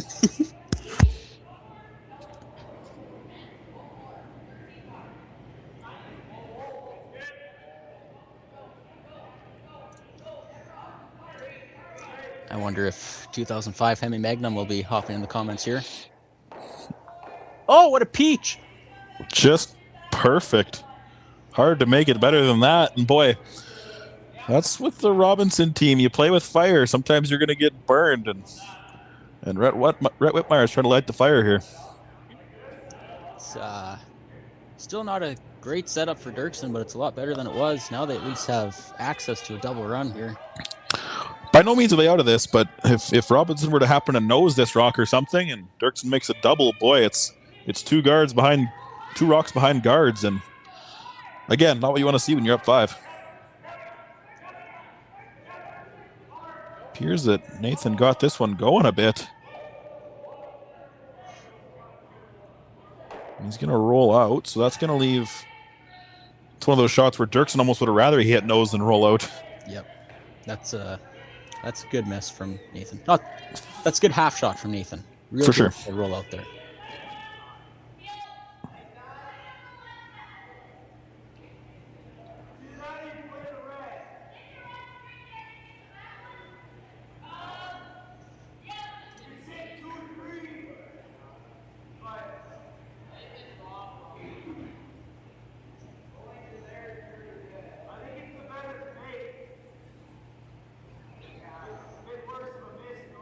So what's the play here now for Rhett? You trying to out-turn freeze that? Or are you trying to move another guard around?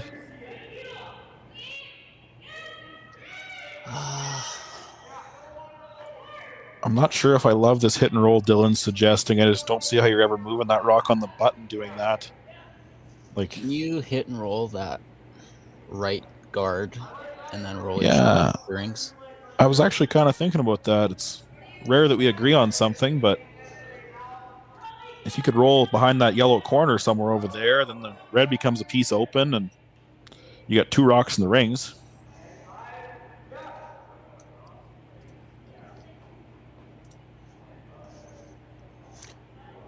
Rowdy Baseball in the comments says that was convincing. Thanks, fellas.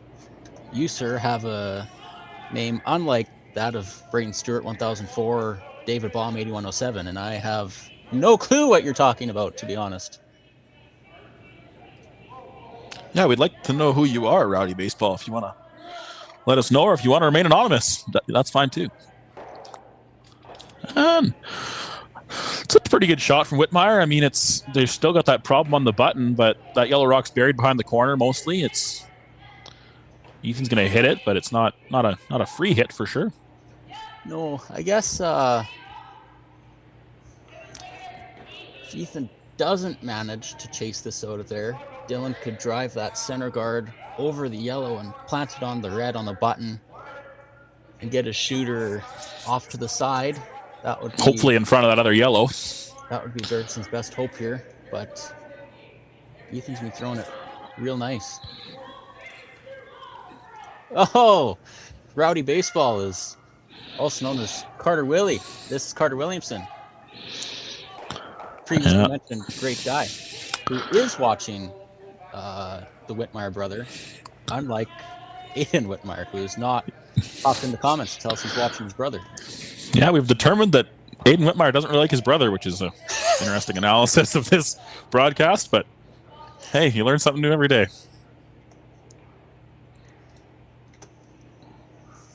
I think to save face, Carter better text his teammate and tell him to hop in this chat and let us know he's here. Yeah, I would agree. I fear they may be together at the moment. Well, Carter better give the phone to Aiden for him to defend himself. Yeah, or he better sign in on his own phone, because boy, it's not a great look for him right now. Oh, this has some curling to do. They got the horse on the broom though, and it's gonna just tick it over and roll under, and there's the first crack in the armor of Ethan Robinson in this game, I think. Oh, Aiden Whitmire is watching his brother. What a good guy. I'm back to the good guy stance. Well, we don't know that. He might have just tuned in, though, once Carter told him to. We're not sure about that, but at least he's tuned in. That's all that matters. I'll give him the benefit of the doubt. Back to the game here, because that's still happening. Dylan's still in some trouble here, even after Robinson couldn't chase that rock out, but if he can shave this across the top of the yellow and get it back onto the button rock, then they've got some life again.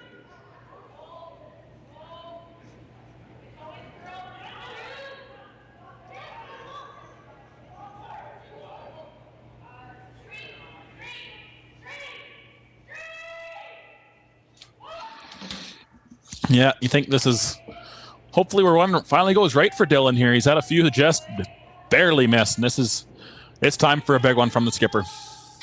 Speaking of curlers watching their brothers, one has to wonder if Brandon Weiss is watching brother Nathan Weiss in this game. You'd have to wonder if Brandon Weiss is still in Swift Current with Mark Weiss. I did see Mark this morning. I rudely had to tell him I was commentating, didn't have time to chat, which was unfortunate, but they are in the building. They're here, they're present. Team Saskatchewan U18 and the Nationals this year, and oh boy. It kind of works, though. That works. I think if you're Ethan, you're running to hit this side one here. I don't know. I think you throw the center. They've thrown the center all end. Why not continue now? Fair enough, I guess. If you throw the center, Derksen has that thin in off for 3. Yeah, and that is thin.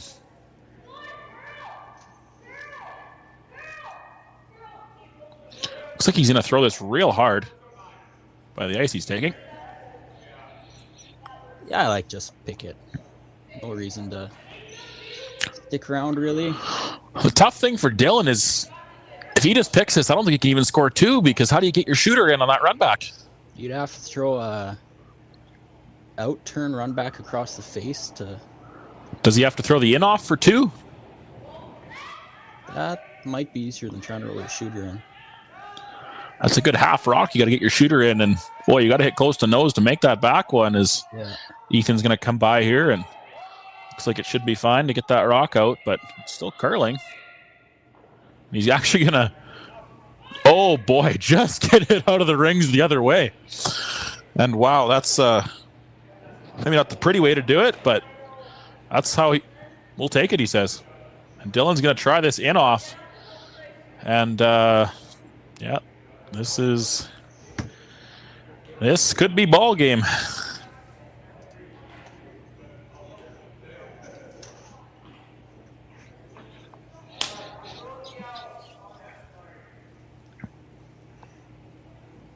Reminder that the winner of this game will be playing Team Snow in the provincial final shortly after this. I believe it's 2 o'clock or 2:30.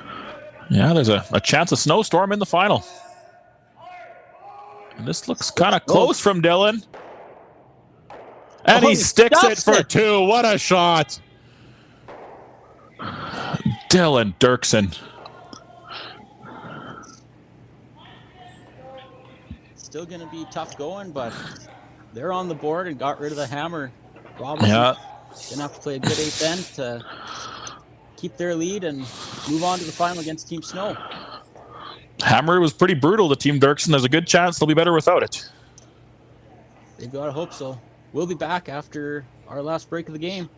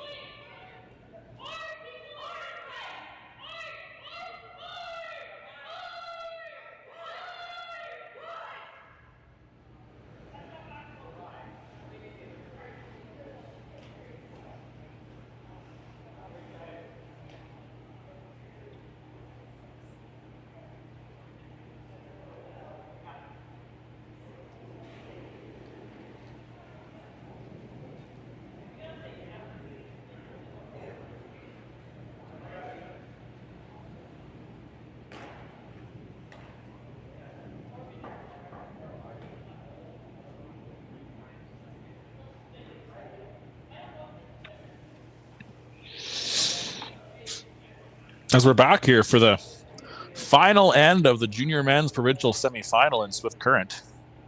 Team Robinson up 3 with the brick, as I'm joined by the brick to give his thoughts in the 7th end. Yeah, 7th end.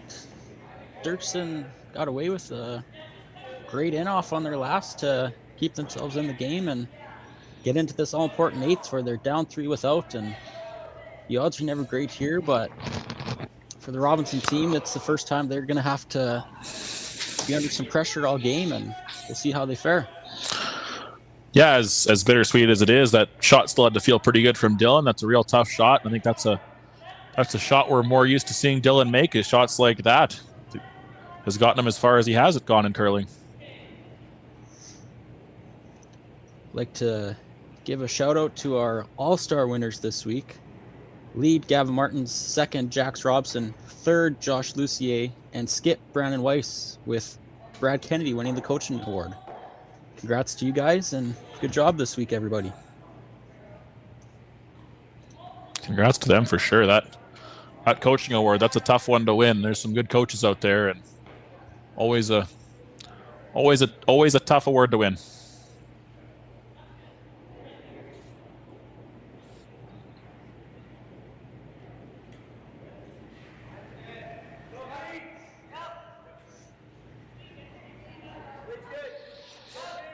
As Tyler's going to try and start the rally here, coming around the guard.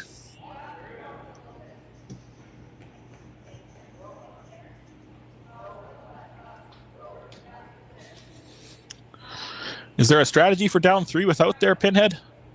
Lob all your rocks to the center. You're going to need at least 1, maybe 2 flashed or stuck guards, right? Like if you're Ethan Robinson's team, you got to just keep making the single peels. Don't try any doubles. Don't try anything crazy. Just keep making contact. But this one is, oh boy, they're going to make it the wrong way. Brooklyn style. And that is Also kind of how the day has gone for Team Robinson. They just can't seem to do anything wrong. It's a tale of two stories here. Derksen will be able to wrap around that guard if it stays there at the end. Should all the center guards be removed? Yeah, and maybe that's where you sit your third point, right? Like, you don't have to sit 3 good rocks, just got to sit 3 rocks. Yep. Either way, Team Derksen is hoping that they're going to need some misses late in the end. A miss in the middle of the end and a miss late is their only way to get an extra out of this game. I'm a little surprised to see them come in there. I was kind of thinking maybe another center. It's pretty early to be putting the extra rocks in, but especially with now them having a potential double opportunity. Yeah, was that seconds last? It was seconds last, yep. This one's got some curling to do, though. Should dead jam, roll off a bit. Oh, it's going to spin a bit. That's a pretty good shot there from Team Robinson. Yep, right now, every eliminated rock is a good shot. Even if it's your own. Even if it's your own. And that's the kind of analysis you can only get with Pinhead and Big Head. Hard-hitting analysis.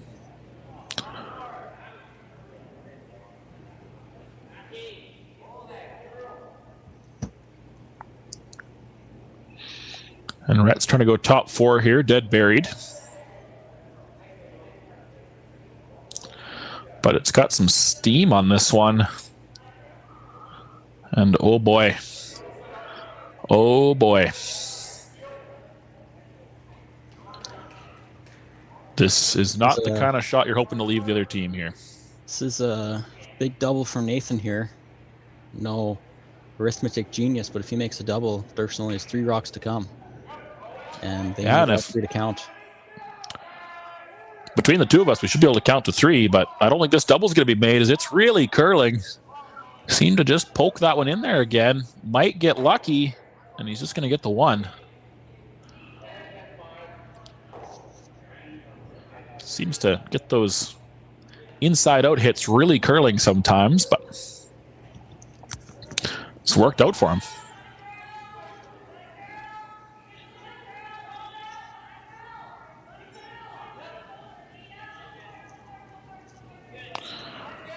So same spot here, top button they're going for, dead buried? Yeah, I'd be kind of tempted to go top 8 to make sure that double they play later is as long as it can be. Or you get frozen. Oh, and they kind of... That's a pretty good shot. That's good. Yep. Robinson has to make the peel here, and then Derksen throws up 1 guard on Dylan's rocks. Could you draw halfway around that red on the side? The one in the rinks? Yeah. Uh-oh. Oh boy. And there's kind of the miss you're looking for if you're Team Derksen. Now you got 2 in the house, you still got a guard. I don't know, are they sitting 2? It looks close. Very unconfidently would say they're sitting 2. I think no questions asked, definitely sitting 2. So now you got to try and figure out where you're going to put the 3rd rock. And then what you're going to do with your next shot is just as important because you'd have to assume Ethan's going to peel. If you throw top 8 kind of half around, that's... Ethan can't afford to hit that side one because you lob another one in there and you're looking at 3 on your last. I think you do need to be 3rd shot though, don't you? Yeah. Well, I'm not a big fan of going over there if that's what Brad likes. I think if you go there on the side red, you're setting up that easy double at the back there and the game's over.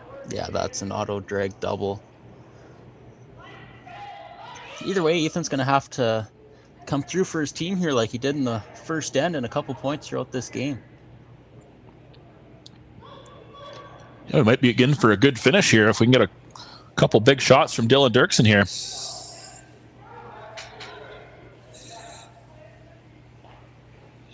I think it's important for both teams to kind of forget about how the game's been so far. For Team Derksen, they've got to forget that they haven't had anything going, and they got to just make a good shot here. And Team Robinson has to forget that they've been in control, and they have to really focus on making 2 good shots to end this game. Yeah, at the end of the day, nothing matters in the 8-10 except for who scores the last point. And Dylan's hoping it's 3 points.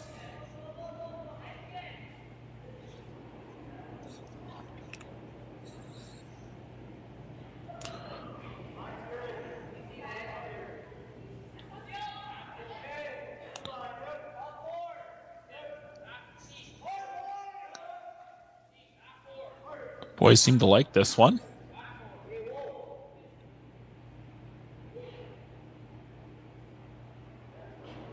That's really going to over curl on him, but it's a pretty, yeah.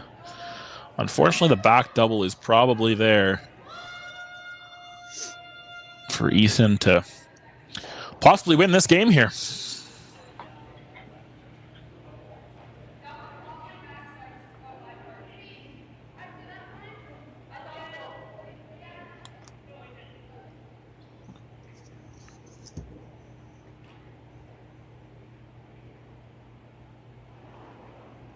Again, I'm no genius of arithmetic, but I think a double would win this game. Yeah, almost like I just said it would. You said might. Oh.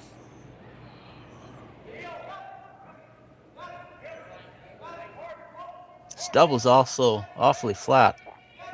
Looks like he's going to hit a pretty solid chunk of this rock because he can have enough to kick the other one out, and he will.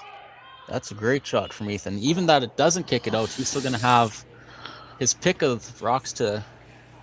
Yeah, I don't know how Dylan can sit 3 here. That double's going to jam, right? It's... if you shave it, you can get it under. And it's going to be hard to keep the shooter then.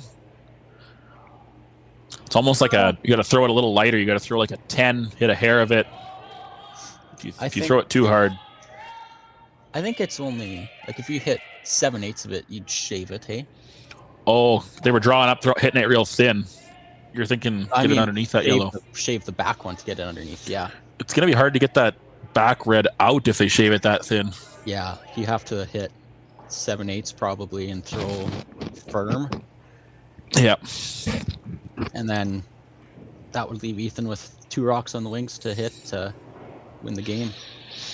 But here we go. Dylan Derksen trying to keep his team alive here in the Junior Provincial semifinal. Needs a big one.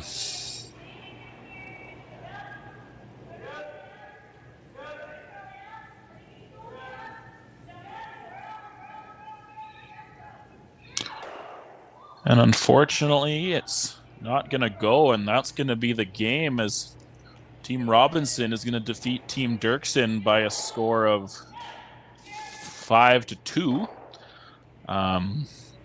Congrats to Team Robinson for advancing to the final, and for Team Derksen, you have to understand how this feels right now, but they're all great young players with a great future ahead of them, and look forward to seeing them wherever they end up next. Yeah, and congratulations to Team Robinson. Even without how the final goes, they're still going to nationals. They're going to Ontario wearing, just waiting to find out if they're wearing green or if they're wearing black and gray.